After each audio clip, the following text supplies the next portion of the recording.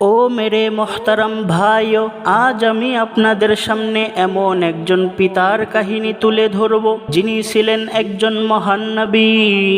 তিনি কোনো সাধারণ মানুষ ছিলেন না, তিনি আল্লাহর প্রিয় বান্দা নবী ইয়াকুব আলাইহিস সালাতু ওয়াস সালাম।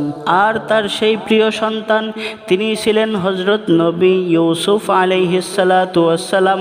এটি শুধু একজন পিতা ও সন্তানের বিচ্ছেদের কোনো গল্প কাহিনী নয়, এটি ঈমান, ধৈর্য, আল্লাহর প্রতি ভরসা এবং শেষ পর্যন্ত আল্লাহর ওয়াদা সত্য হওয়ার বিরাট একটা ইতিহাস। একটি স্বপ্ন যা ভবিষ্যতের ইঙ্গিত ছিল।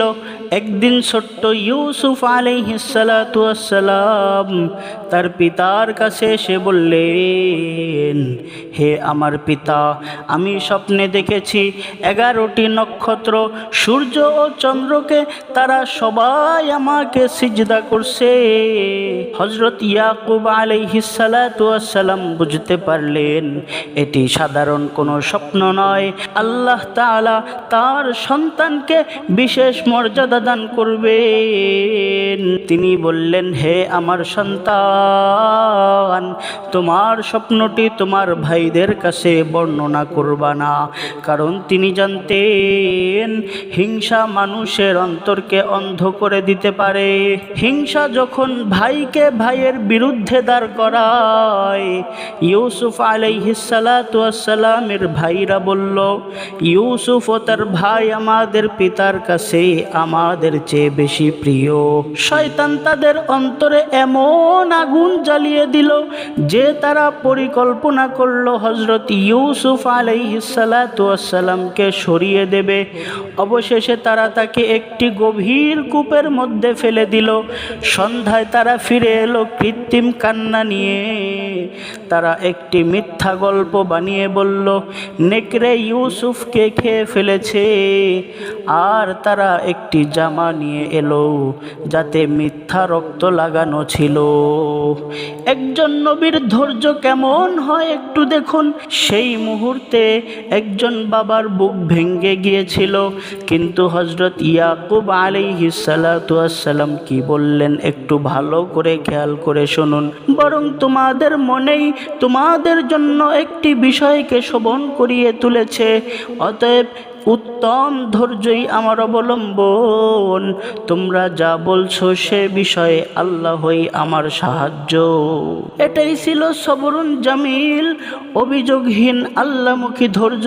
বছরের পর বছর অপেক্ষা কেমন দেখেন, দিন গেল, মাস চলে গেল, বছর চলে গেল, কিন্তু একজন পিতা তার সন্তানকে কখনোই ভুললেন না। প্রতিদিন তিনি হযরত ইউসুফ আলাইহিস সালাতু ওয়াস সালামকে স্মরণ করতেন। কুরআনুল কারীম বলে, তিনি ইউসুফের দুঃখে শোকে তার 2 চোখ সাদা হয়ে গিয়েছিল, আর তিনি নিজের বেদনা সংবরণ করতেন। মেরে মুহতারাম ভাইও, একটা বার ভাবুন তো, এত দীর্ঘ কান্না, যে দৃষ্টি শক্তি ক্ষতিগ্রস্ত হয়ে গেল, তবুও তিনি আল্লাহর বিরুদ্ধে একটি অভিযোগও করলেন না। অন্তরের কথা তিনি শুধু আল্লাহকেই বলতেন। লোকেরা বলল, আপনি কি আজও ইউসুফকে ভুলতে পারলেন না?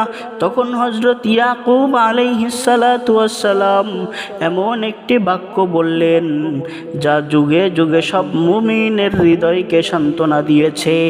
আমি তো আমার দুঃখ ও কষ্ট একমাত্র আল্লাহর কাছেই নিবেদন করছি, আর আল্লাহ সম্পর্কে আমি এমন কিছু জানি যা তোমরা জানো না। এটাই ছিল প্রকৃত মুমিনের পরিচয়। সে মানুষের কাছে নয়, আল্লাহর কাছেই নিজের ভাঙ্গা হৃদয়ের কথা বলে। আল্লাহর প্রতিশ্রুতি কখনো ব্যর্থ হয় না। অবশেষে সেই দিন এলো, বহু বছরের বিচ্ছেদের পর আল্লাহ পিতা ও পুত্রের আবার মিলন করিয়ে দিলেন, আবার সাক্ষাৎ ঘটিয়ে দিলেন।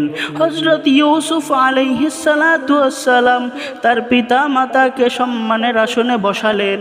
তখন হযরত ইউসুফ আলাইহিস সালাতু ওয়াস সালাম বললেন, হে আমার পিতা, এটাই আমার পূর্বের স্বপ্নের বাস্তবায়ন। আমার রব তা সত্যে পরিণত করেছেন। যে সন্তানকে একদিন কূপে ফেলে দেওয়া হয়েছিল, তাকেই আল্লাহ মিশরের ক্ষমতাবান ব্যক্তি বানায়া দিলেন। আমাদের জন্য শিক্ষা হলো, মেরে মোহতারাম ভাইও, আপনার জীবনে হয়তো আজ অনেক কষ্ট আছে, হয়তো কোনো প্রিয়জনকে হারিয়েছেন, হয়তো সন্তানের জন্য অনেক কেঁদেছেন, হয়তো পরিবারে অশান্তি, হয়তো এমন কোনো দুঃখ আছে যা আপনি কখনো কাউকে বলতে পারেন না। তাহলে হযরত ইয়াকুব আলাইহিস সালাতু ওয়াস সালামের কথাগুলোকে স্মরণ করুন। তিনি কাঁদতেন, কিন্তু আল্লাহর বিরুদ্ধে কখনোর জন্য তিনি অভিযোগ করতেন না। তিনি অপেক্ষা করতেন, কিন্তু আল্লাহর রহমত থেকে কখনো তিনি নিরাশ হইতেন না। তিনি বলতেন, আমার অভিযোগ শুধু আমার রবের কাছেই। কুরআনের চিরন্তন শিক্ষা হলো, আল্লাহ তাআলা বলেন, নিশ্চয়ই আল্লাহর রহমত থেকে কাফের সম্প্রদায় ছাড়া কেউ নিরাশ হয় না।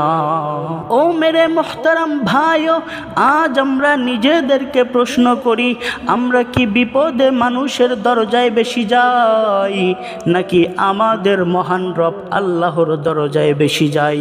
আমাদের চোখে কি দুনিয়ার জন্য অশ্রু ঝরে, নাকি আল্লাহর কাছে সিজদার মাধ্যমে অশ্রু ঝরে?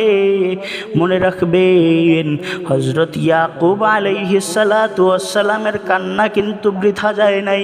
মনে রাখবেন, হযরত ইউসুফ আলাইহিস সালাতু ওয়াস সালামের কূপ বৃথা যায় নাই।